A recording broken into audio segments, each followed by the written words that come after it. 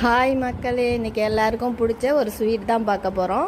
அதுக்கு பாலை நல்லா காய்ச்சிக்கலாம். பால் திரியறதுக்கு எலுமிச்சை ஜூஸ் கொஞ்சம் ஊற்றிக்கலாம். பால் நல்லா கிண்டும் போதே திரியறது தெரியும். ஒரு மெலிசான வெள்ளை துணியில் இதை ஊற்றி வடிகட்டிக்கலாம். புளிப்பு டேஸ்ட் போகிறதுக்காக கொஞ்சம் தண்ணி ஊற்றி நல்லா கழுவிக்கலாம். இதை இப்போ நல்லா புழிஞ்சு எடுத்து ஒரு தட்டில் போட்டு பிசைஞ்சு எடுத்துக்கணும்.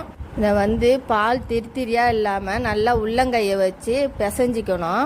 இப்போ இதை தேய்ச்சதை நல்லா சின்ன சின்ன பாலாக உருட்டி எடுத்துக்குவோம். நான் இது 2 ஷேப்பாக உருட்டி எடுத்திருக்கேன். இப்போ ஜீரா ரெடி பண்ணுறதுக்கு ஒரு பாத்திரத்தில் தண்ணி 1/2 கப்பு ஊற்றிக்குவோம்.